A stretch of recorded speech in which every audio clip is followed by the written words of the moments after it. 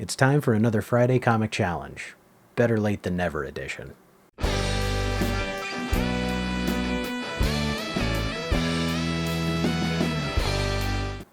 Welcome to Haul Yeah Comics. My name is Nate, and I have issues. Today's issues are my top 10 purchases so far this year for 2024. Sort of.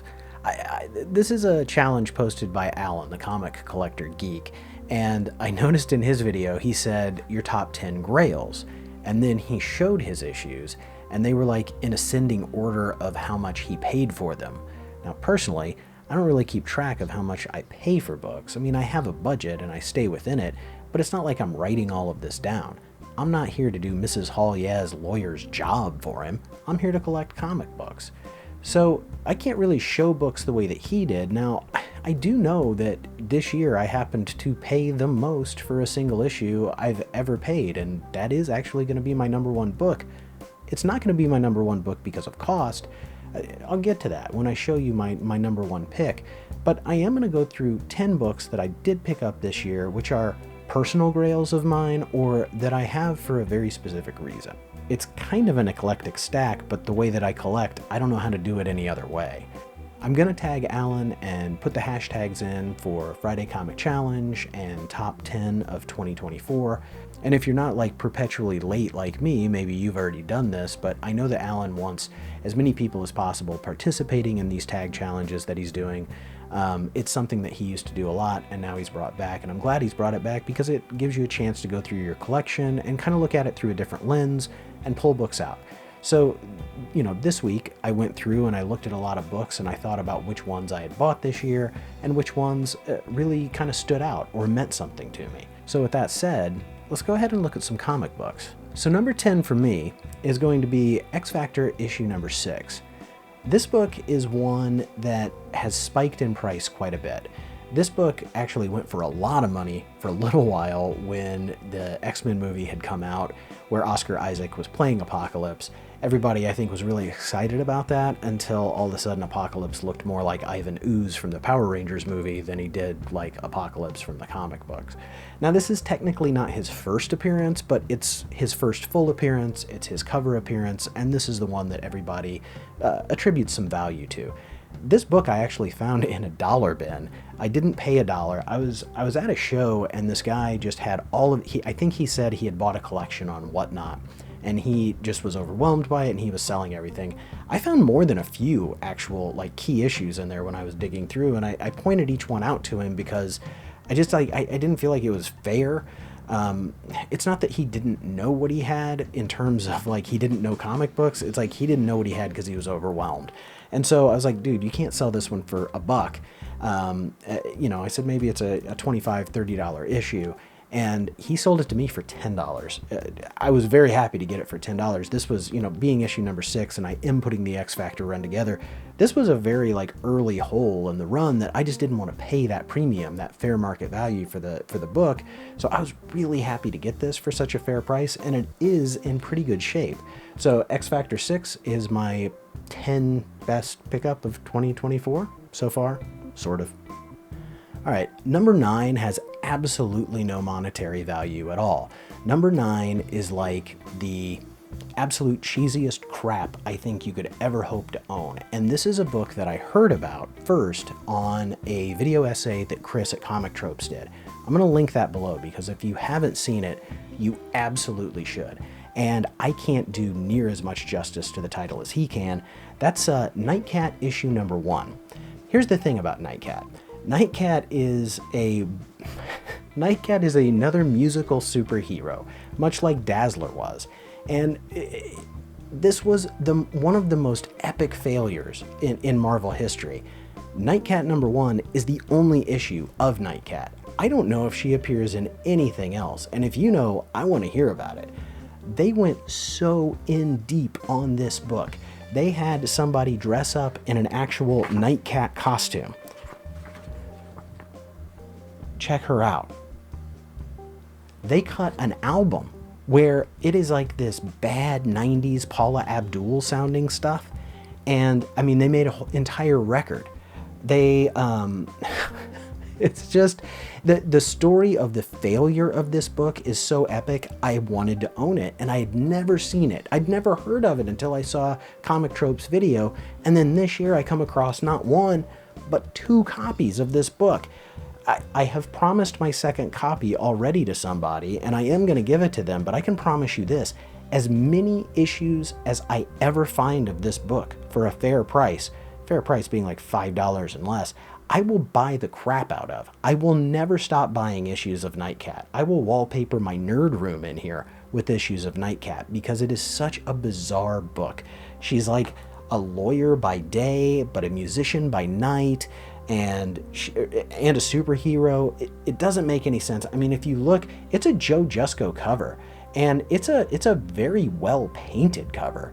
Joe Jusko really did some detail on this, but this book is just absolute garbage. The interior art is nowhere near as in-depth and good as this cover.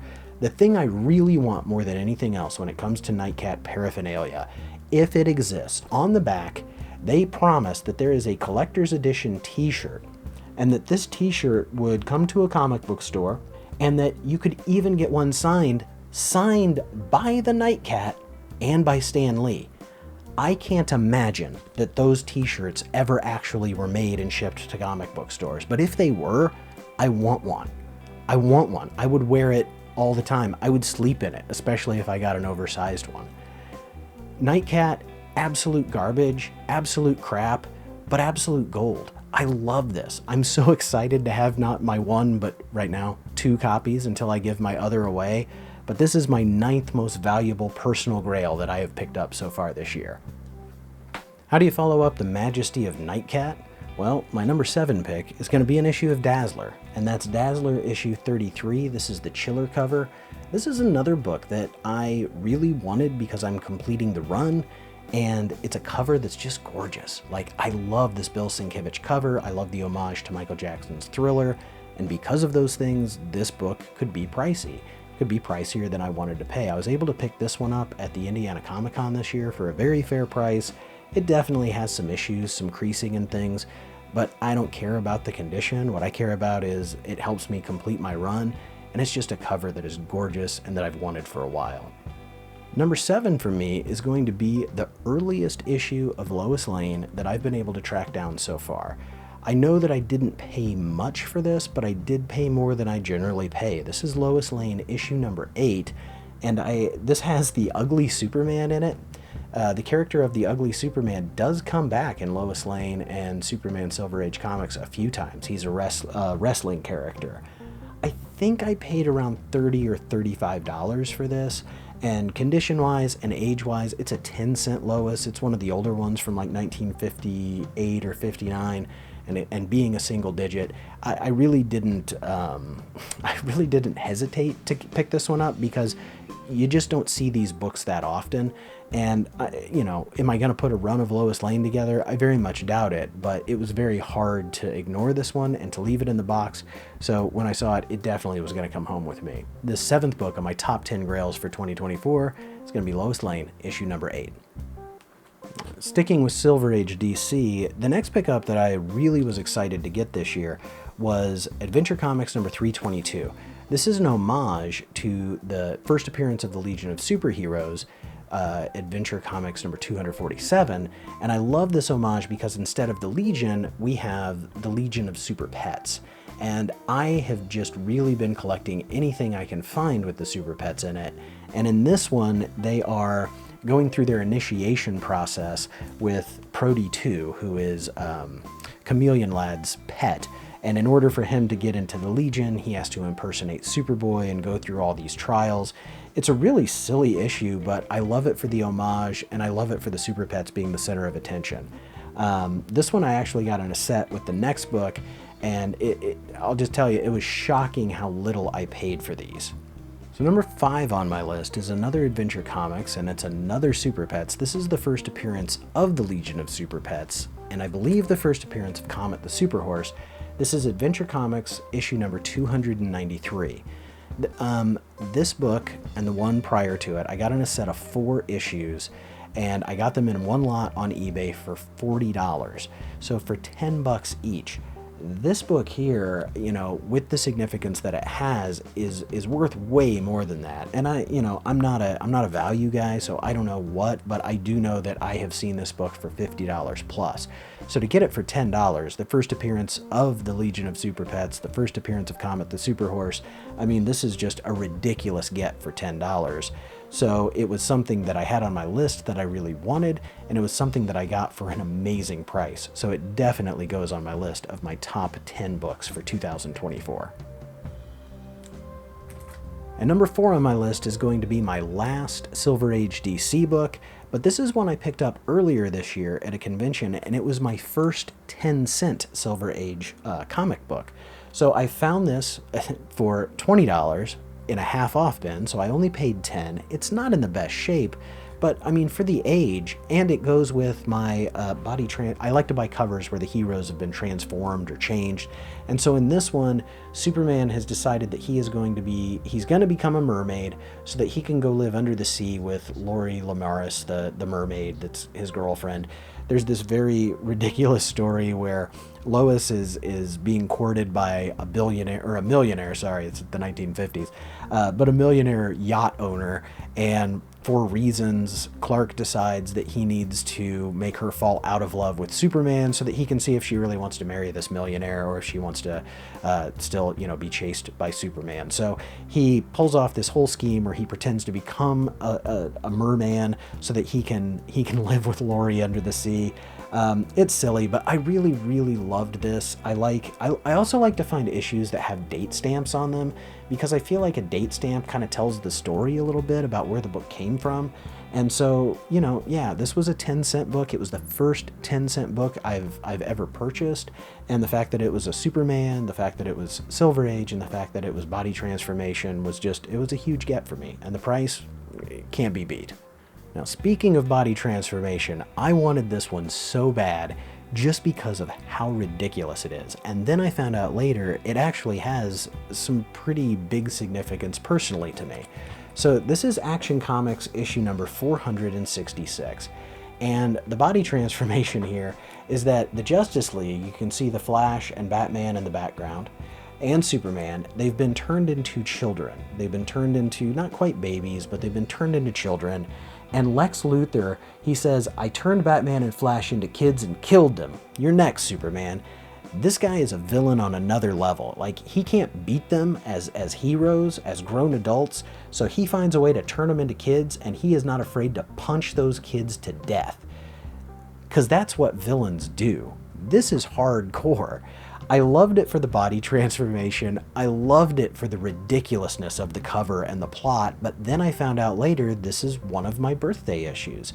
This came out the same year and month as my birth, so this is a December 1976 issue of Action Comics, and that's when I was born. So this is one of the, birthday issues I've just found out are kind of a thing. You find a book that came out the month and the year that you were born, and there's going to be Marvels, there's going to be DCs, because comics come out every month.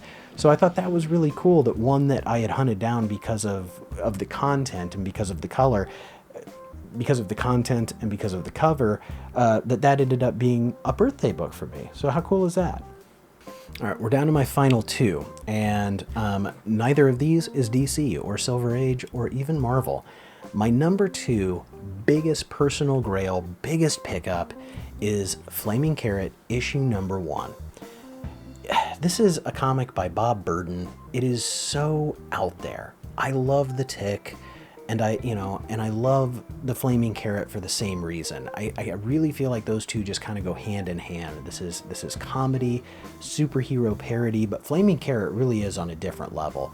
There is such a surreal aspect to this. It's almost like a waking fever dream, the way that Bob Burden draws, the way that the stories are told, because they are absolutely nonsensical, but they're a blast. Tracking down the number 1 is not the most difficult thing in the world, but paying the price that people are asking a lot of times really is. I found issues at Comic-Con, and people were asking $75, $85, $100. And I just couldn't do it. That was too much. I got this on eBay. It was in an auction, and I ended up winning the auction at $22. And you know, it's just one of those things, like the right auction, the right time. I couldn't be happier to own this. The original run of Flaming Carrot, starting with this one, ran 31 issues, and I have quite a few of them, and I will put the run together. But in addition to that, there's all these collected editions, and they have bonus materials. This is just a character that I love, and whenever I find anything that I don't own in my personal collection, I pick it up.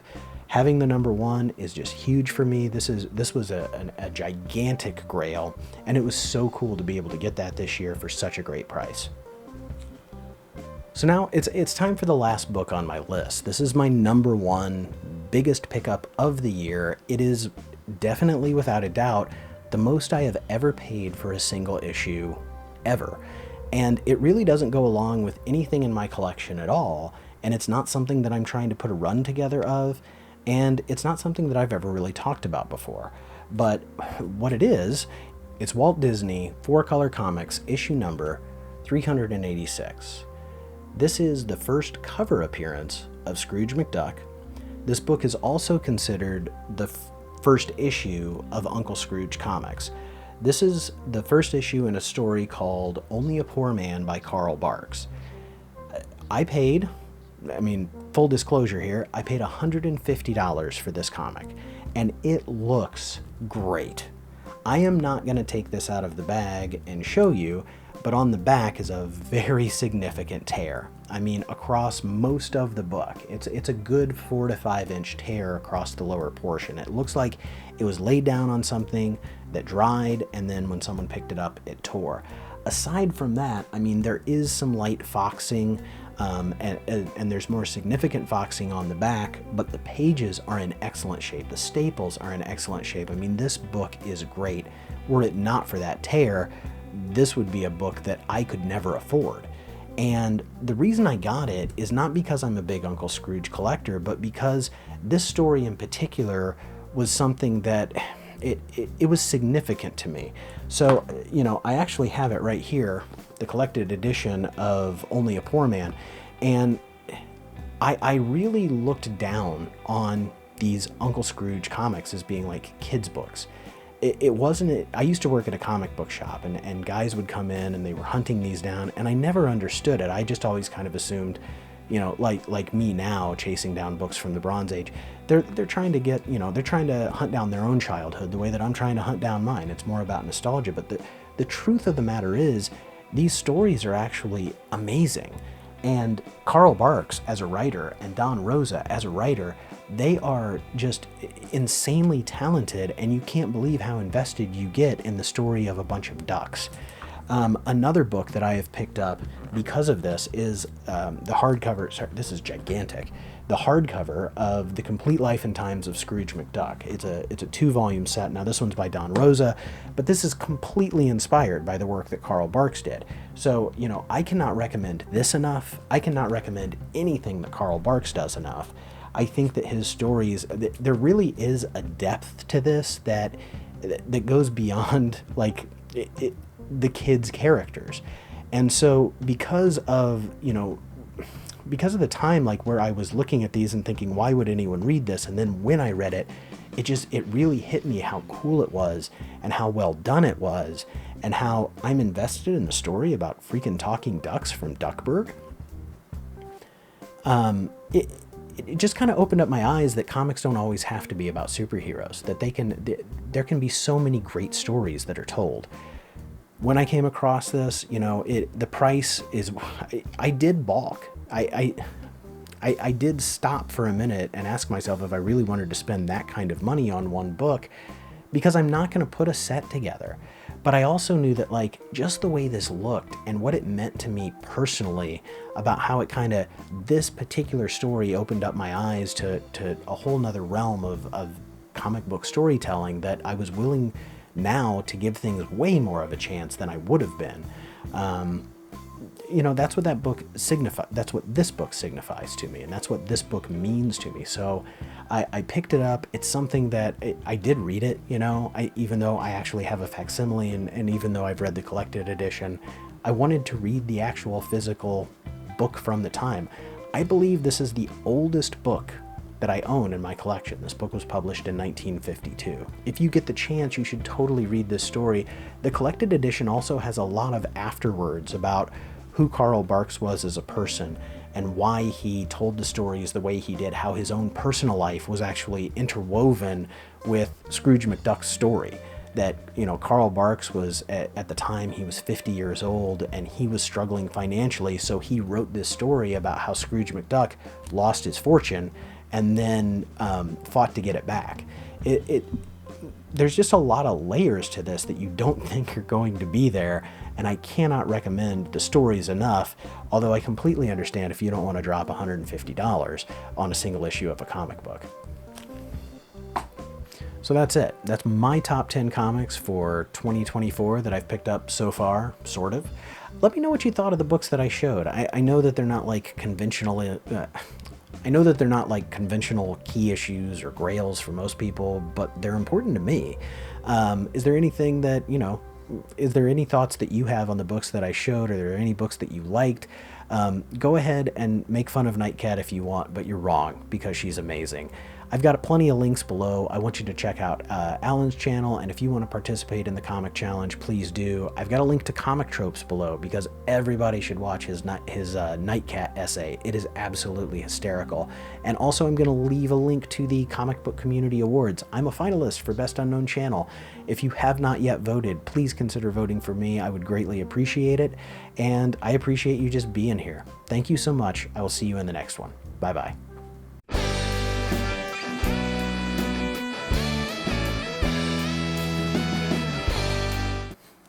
Ha ha ha.